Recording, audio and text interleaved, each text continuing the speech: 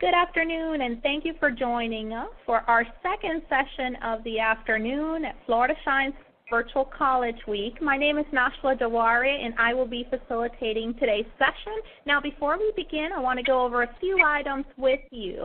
If you have any questions during this session, please put them in the chat section, and we will address them during the live Q&A or in a follow-up email after the session. Closed captioning is provided for this session, so you can click on the link provided in the chat box for you.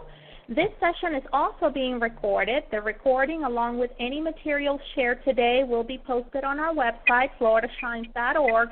And finally, I want to tell you that we are live on Twitter, so feel free to share your comments and connect with us at FL Shines. Now, I want to announce what's new this year. We're excited to announce that we're giving away swag bags at the end of the session to a few winners, so stay tuned for that. We are also going to be sending out a follow-up email with information about applying for a $1,000 scholarship that's being awarded by the Florida Association of Educational Data Systems. We want to thank them for their sponsorship, and we definitely want to encourage our audience today to apply. So thank you. Now I'd like to introduce our speakers. We're excited to have them with us today, Kelly and Jennifer. Let me tell you a little bit about them. Kelly joined St. Petersburg College in 2012. She is the Director for Career and Academic Advising Services. She has a bachelor's in Intercultural and Organizational Communications from Florida Atlantic University and a master's in Public Administration from the University of West Florida. She is currently working towards her EDD in Educational Leadership from the University of New England. Dr. Jennifer Haber is a professor of communication and fine arts. She has a bachelor's in English from the University of Florida, a master's in English from the University of Central Florida, and a PhD in curriculum and instruction with an emphasis in instructional technology from the University of South Florida. Yay, all Florida universities. She is a nationally recognized educator of English, humanities, and technology. We are honored to have both of you here with us today, Kelly and Jennifer. Thank you for being with us. Thank you very much. And this is Jennifer, and I am going to start us off today. And we have decided to give you the top 5 tips on how to succeed in school. We go to school for a long time, and it's good to know those tips, and they carry forth through middle school, high school, college. So very important tips to think about. So the first one that I want you to think about is knowing your mindset. So I don't know if you've ever said, I can't do that, I don't know how to do that, I won't do that. If you're saying that, you will probably have something that's called a fixed mindset. So a fixed mindset is the idea that you know what you know and you can't learn any more.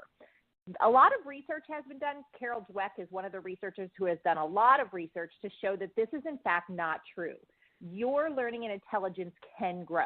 Now, there are things that you have to do to help it grow, but it can grow. So even if you're weak in mathematics, and I hear that a lot from students, or you're not a strong writer, you can grow in those areas. A couple suggestions that I have are, first of all, you have to acknowledge and embrace your weaknesses. We love our strengths, right? But we have to think, what am I not good at? You're probably not bad at all of math. You probably don't know or don't feel comfortable about a certain kind of math.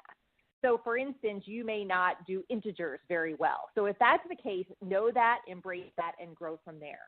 You also have to view your challenges as opportunities, right? We can't learn, we can't grow if we're good at everything all of the time. And so realize that, hey, this is a chance to really become better in this subject, but I have to be able to think of that as an opportunity. You also should know your learning preference. There's a lot of research about learning styles. I'm sure that many of you have heard about it. There's not as much discussion today about styles as there are preferences, but how do you learn best? If you know that you don't learn well with noise in the background, then you may have to get rid of that noise in order to put yourself in that growth mindset. I would also say that remember that your brain has the ability to change and grow, and then focus on the process. Most people didn't just wake up in the morning and have some brilliant things to say and do. What they probably did is they worked through it. Hemingway, for instance, would get up every morning and he would write. So it's not that he just produced these fabulous novels. just because, but he had a process that he went through every time. So really think about knowing your mindset. Okay, and so the second tip is to think about your schedule. So college is a very exciting time. It gives you your flexibility on when to go to class, and part of that is making your own schedule, and it gives you that freedom.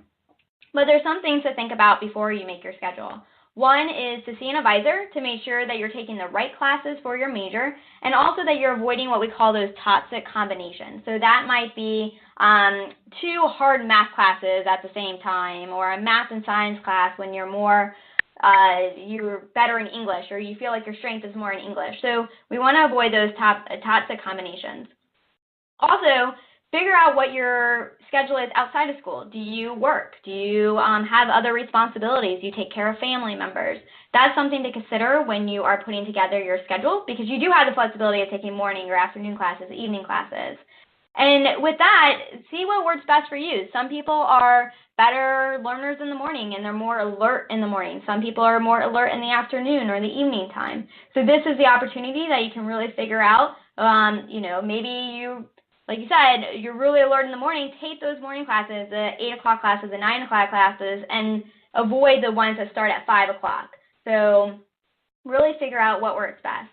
And then because you're doing all of this background information, like seeing your advisors and making sure that you're considering all your outside responsibilities, you want to register early. So I know at this college, we register for spring semester starting in October.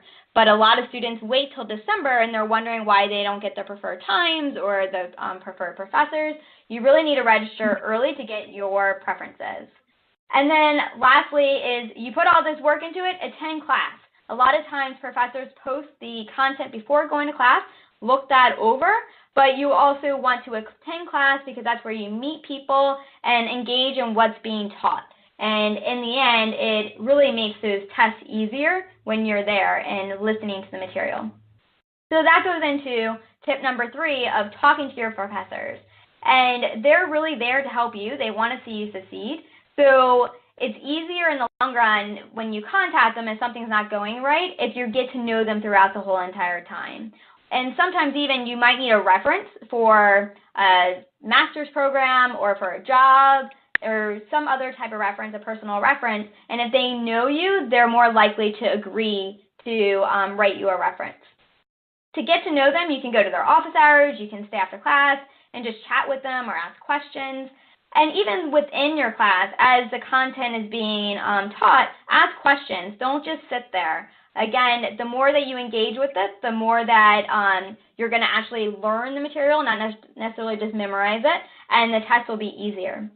And then read the syllabus. The syllabus is really your contract for that class. It goes over the dates and times for your tests, your quizzes, the attendance policy, how many classes you're able to miss, and then also the grading structure, so what the assignments are weighted. If the quizzes or the tests are weighted a certain amount, like 40%, we want to know that up front so you can prepare. And then lastly, it'll also tell you how to contact your professor. And so if something comes up, you know their email, you know maybe their phone number, their office, where their office is located. So that syllabus is a great overall document to just get a good overview for the class. All right, so number 4, you probably look at this word time management and think about the word good time management and are thinking, okay, I've had a problem with this before. I would say that most students that I talk to at some point in their lives, and maybe all of their lives, have had problems managing their time. I would say that this is probably the biggest reason students do not succeed. It is also probably the biggest reasons that students stop coming to classes because they just don't have good time management. So one of the first things that I would do is I would really think about your time and what's important and what's not important, what's urgent, what's not urgent. One of the things that you see here is something called the Cubby Planner, and there are a lot of tables and charts that you can work with. But I think you have to understand things that have to happen every week and then things that don't. So going to class should happen. If you take care of a parent, then that should happen. If you have to watch your sister from 3 to 5 every week, every day, then that has to happen. So you need to start thinking about what's important or maybe not what's important. So for instance, maybe you have found that you've been charting your time and you spend an hour a day on Instagram.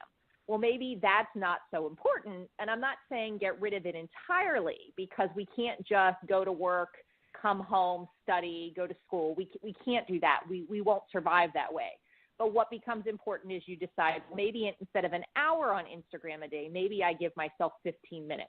And then if I get everything done at the end of the night, then I can think about what, maybe I have more time to do it. So if you struggle with time management, one of the things that I would say to do first is to make a plan, decide what's important and what's not important. And the other is what you do best when. So one of the things that I was doing is I was waiting until the evening to do all my work when I was in college.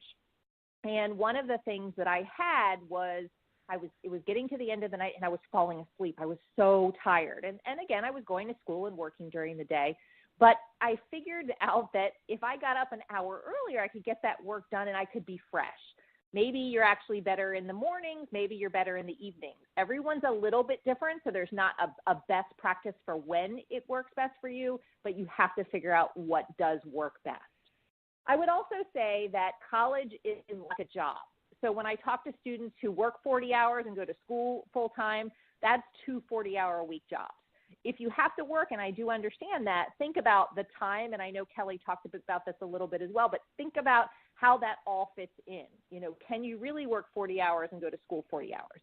Remember, for each hour you're in class, it's supposed to be at least an hour outside of class. So if you're working, in a class that's 3 credits, so you're going to be spending at least at the very least, probably 6 hours, maybe 9 hours in that class per week. So really important to think about.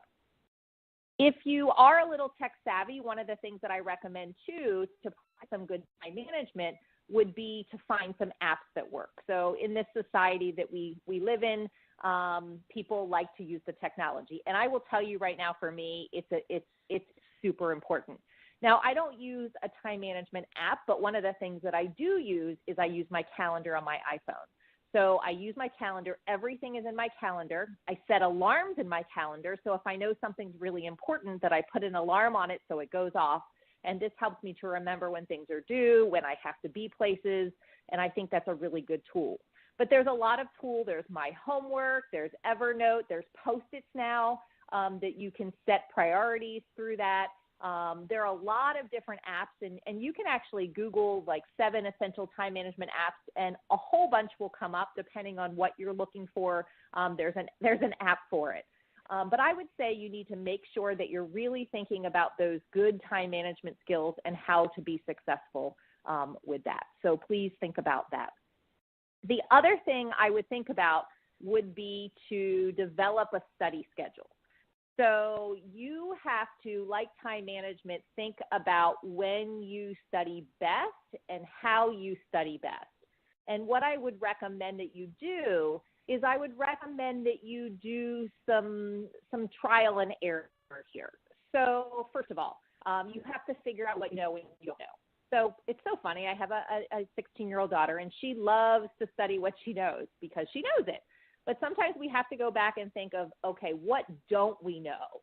And maybe we need to focus on that. Again, if you have a math test, maybe there's 3 sections on the math test.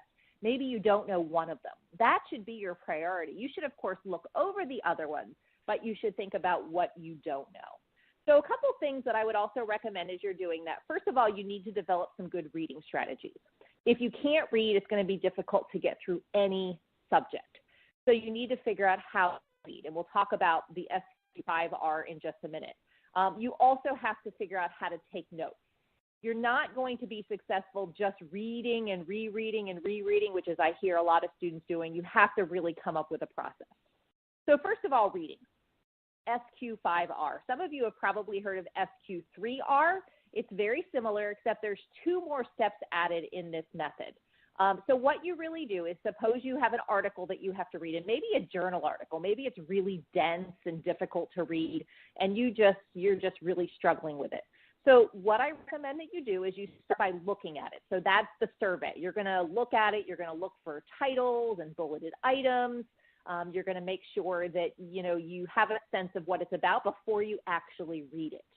Then you're going to come up with some questions. Typically, they could be the how, what, why, when, where questions. So how is the author doing this? What is the author trying to say? But ask yourself some questions that when you do get to that reading, you can read it and then you can have a sense of what's being said. Then you're going to read the article. So you're going to read it to the best of your ability, and then you're going to begin to respond to those questions that you have. Sometimes then it's helpful to record items, and we'll talk about note-taking in a minute.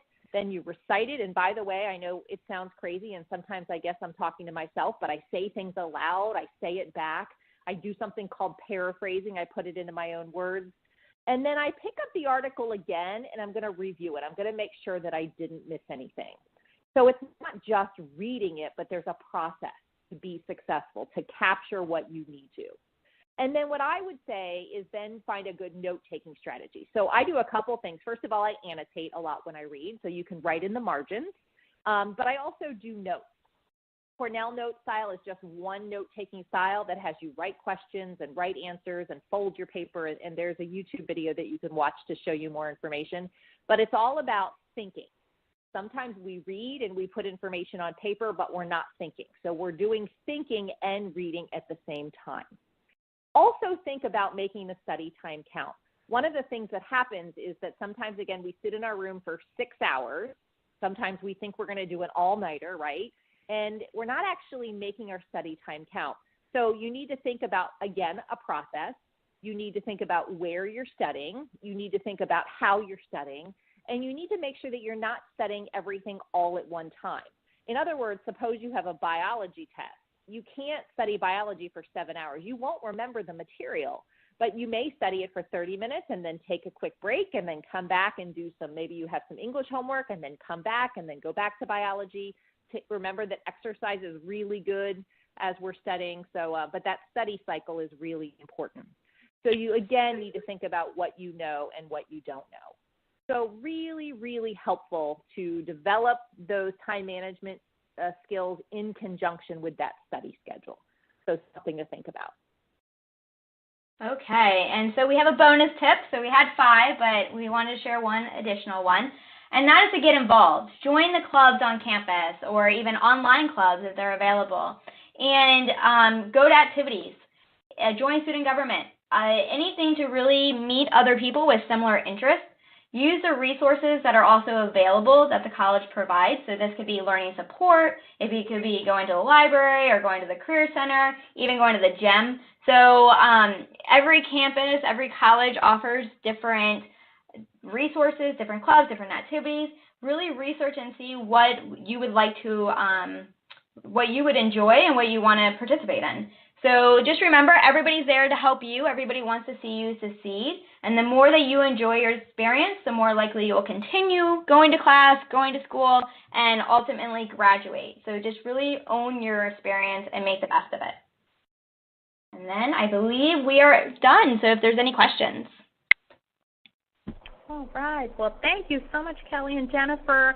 Such a wealth of resources and information. I know our audience is asking, so I want to remind everybody that the recording of this session, as well as the PowerPoint presentation with the links and all the tools that they've shared with us, will be available on our website at floridashines.org. So again, thank you for sharing those resources. So important to think about really starting with getting to know yourself first, so that you can set yourself up for success with the best classes, the best schedule, and the best environment overall. That can make a huge difference in your success in college. So thank you for sharing those. I want to invite our audience to send in their questions, and in the meantime, we have a couple of questions, Kelly and Jennifer.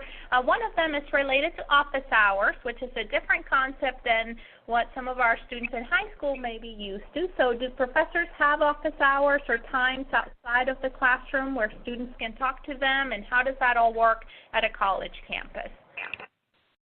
Jennifer, do you want to take that one since Sure. you are a professor? Yes. Okay. Yeah.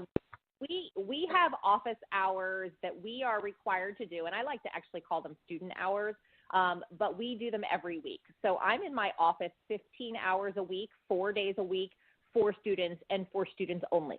I may be working while I'm in there because I'm probably not just sitting and waiting for them, but I'm there for them. And that is the best time to be able to ask them questions, to have them highlight something from class.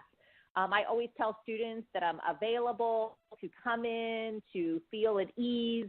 I tell them if I ask them to come see me, it's not the principal's office they're coming to, but the reason is because I want them to be successful. Most of the faculty members at SPC want our students to be successful, and sometimes that has to be outside of the classroom as well. So office hours, again, every week, 4 days a week. We also have virtual hours. A lot of us meet on Skype and other ways. I actually give my students my cell number so they can call me. So lots of discussions can happen outside of the classroom. So great question. Thank you so much for that information. Our next question is actually related to perhaps activities as you think about setting up a schedule.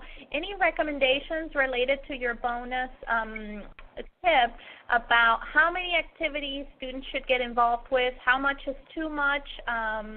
Any recommendations there? Yeah, so it really depends on the student and the time that you have. So some students work multiple jobs, and so they're not going to be as involved. However, you have some traditional students that all they do is go to college and just take classes, and they don't have many outside responsibilities. So I would start off slow and work your way up. So a lot of times what you see is that students will be very involved their first semester and join multiple clubs, join student government, and overextend themselves. Typically that leads to burnout, and it leads to them not being able to manage their time for their classes, and they realize that the next semester and then stop everything. So it's something that start with one, see how that goes, and I think that really goes back to really that time management piece. How much time do you have, and how much time do you think you can allocate to getting involved in like a club or an activity? So it's really dependent on the individual. Absolutely, and you only get better at time management with practice, so yes, never absolutely. Always good to start. Now, related to schedules, can you talk a little bit about how a college schedule might look like in terms of when classes start and end? It's a little bit different than a high school schedule. Would you mind sharing? Sure. So the classes, typically they're 2 days a week. So if you have, say, an English class, Composition 1 is your typical freshman English, and that would be, say, Mondays and Wednesdays or Tuesdays and Thursdays. So typically they're 2 days a week. Some institutions do have 3 days a week, or they'll be like Monday, Wednesday, Friday, and they're shorter classes. It just depends on the class setup. But we typically do Monday, Wednesday, or Tuesday, Thursday. And Jennifer, are they an hour and 20 minutes? I forget what the actual count. Yeah, they equate to almost 3 hours. So each class is about an hour and 20 minutes. So for a 3-hour class, you're going to class for about 3 hours. So 3 hours for that about week. An hour and a half. Yeah. Right. But so about an hour and a half, and then so 3 hours in the week. And so what you do is, say a full-time schedule is 4 classes. That's your 12 credits. And so each class is about 3 credits on average. And so you can build it. You can say, I want to take English from 9 to 10:30, and then I want to then take my math class from 11 to 12:30. So the classes are offered at all different times, and so you build your schedule to fit you. I don't know if that answered completely, but okay. Absolutely, very helpful. And sort of along with that schedule piece and taking on courses, how many majors can a student have at once in college? How many would you recommend, or a combination of majors and minors? So typically you have one major. You can sometimes double major, just depending on the institution. But you typically have one major, and you have minors as well, and that's at a university. So we are a 2+2. So we award the AA degree first, which is your first 2 years of college. So you have a major and you have a focus area, like a sub-plan or a focus area. So say your ultimate goal is to go into business, let's say, then you would be an AA business major. And then our baccalaureate programs, which we do offer bachelor degrees as well, you have a major and then you have your minors, or not your minors, your sub-plans, so your focus areas. Universities are set up a little bit different, where you have your majors and then you have additional minors that For example, you can say, I want to major in business, but then have a minor in psychology. You can do that at universities.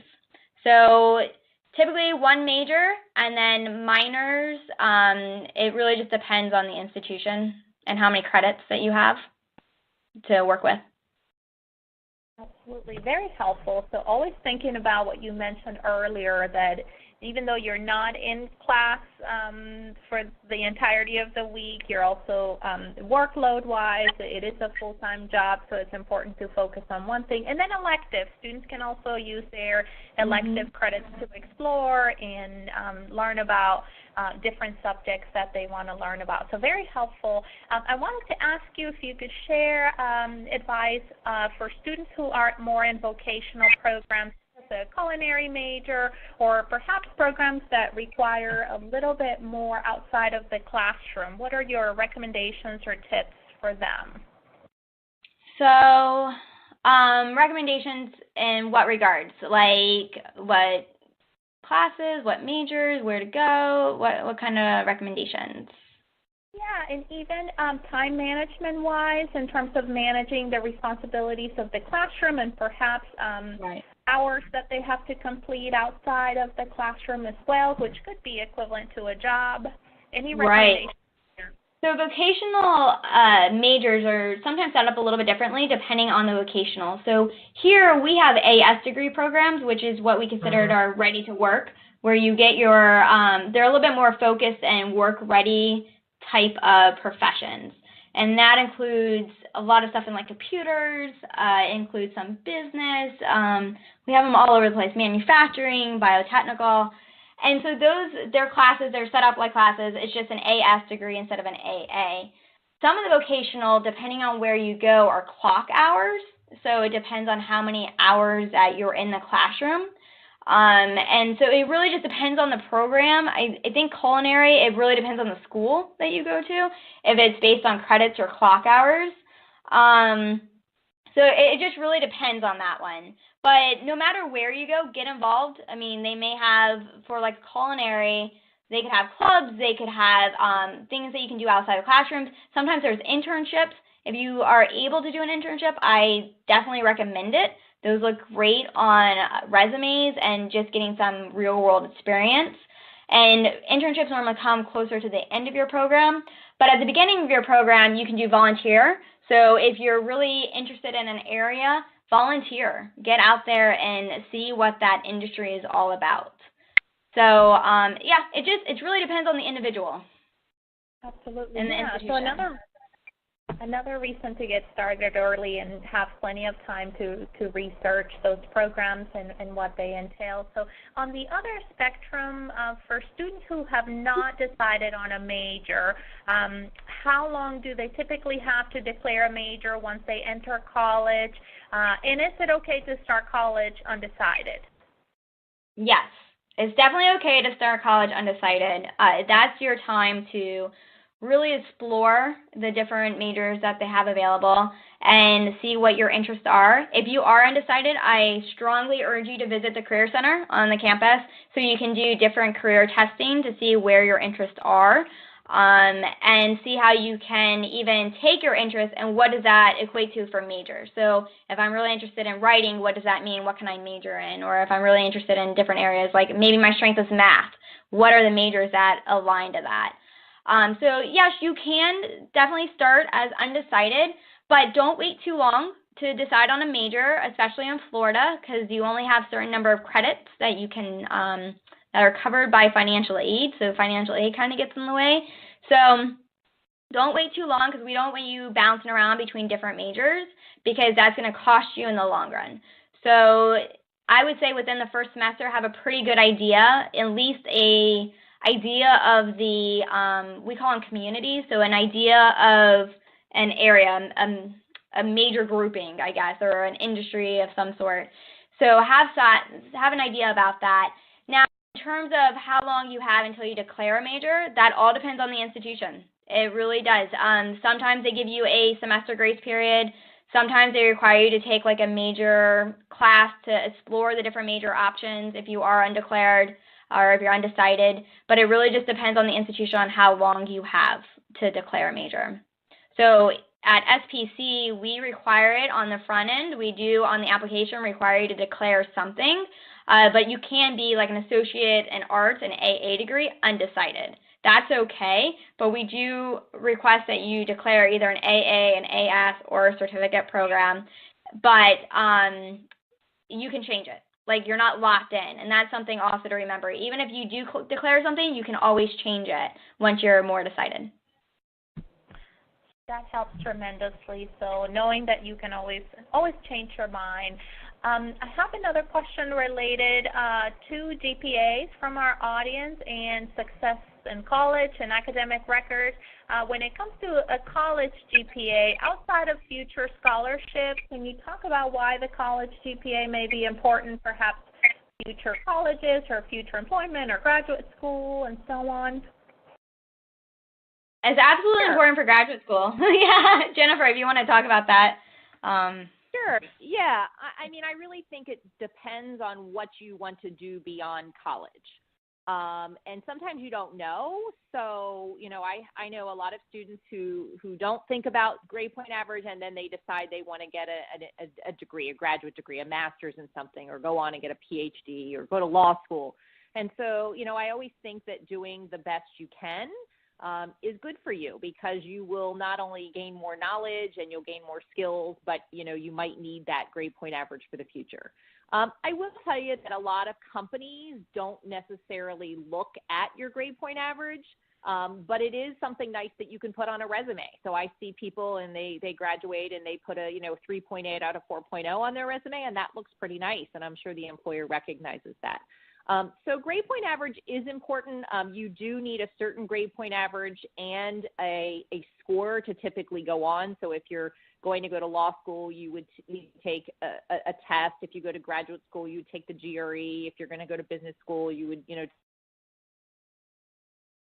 average would be those indicators to get into those programs, or medical school, or any of those that are important. So I would say for many it's important, for some it's important. It may not be important for all, but on the other end of it is that you don't want to get, those nasty letters from the school saying that you're on academic probation or that you're on academic suspension. You don't even want to get there. So it's just important to try to do the best you can. Very good information to know. Now, when it comes to sort of the 2-year degree and the 4-year degree, can you talk about how it looks in terms of pros and cons for starting your education at a 2-year college and then transferring to a university versus just staying at the college or just going straight to a university? Yeah, sure. So there are definitely benefits and, pros and cons, I think, to both. But it's becoming very popular to start at a community college. That is something that with the universities really they're making the requirements a little bit harder to get in, so they are getting a little bit more competitive. Students are opting to come to a community college first, which I think is a great idea. You get a lot of support here, and we have all the resources. It tends to be smaller class sizes, especially for your freshman type of classes. So, for example, an English class at a larger university can be hundreds of students, whereas here it would be, 25, 30. So definitely smaller class sizes, more personalized attention, and really more of that support on the front end to set you up for success when you go to university. Universities can be overwhelming at first because there's so many students, and you can feel a little bit lost. However, the plus side too for university is that they do have dorms. They do have a lot of things surrounding that residence life. It's a traditional university experience in that regard. They have the football teams. We do have sports, but we don't have a football team. We have basketball and volleyball, baseball, softball, but you don't get that football and that kind of feel. So there are pluses and minuses. It just really depends on what's the best fit for the individual and where do they see themselves. Absolutely. Very good to know, and lots of options for students to choose from. I want to ask one more question, if you don't mind, and that is related to what you mentioned, related to extracurricular activities. Can you talk about, for students following that traditional route, what does an average college student weekend look like? Is it primarily studying, completing assignments, or do they actually have time to maybe relax and de-stress for a little while before their week starts? I think you definitely have time to relax. It all goes back to time management and how you schedule your day out and your week out. But you definitely have time to relax, and it depends. Do you like to do your homework right before class, or do you like to prepare and do it a week ahead of time or a couple days ahead of time? It all depends on that student, but it's not all just study, study, study, study, study. It is not. There is definitely time in there to have fun. So, but you just have. Yep. Sorry. I was just going to add, though, it does depend if you have a job or not. So yes. I think the factor is if you're working 20, 30, 40 hours a week and going to school full time, you will have a lot less time. Or if you have children and have to take care of them, you will have less time. So it really just depends on what your plan looks like in terms of how busy or not you will be. So if you have the opportunity just to go to college and take classes and nothing else, you'll be able to be much more involved, join a club, join student government. But if you're working 30 hours a week and going to school full time, you won't have as many opportunities to have downtime.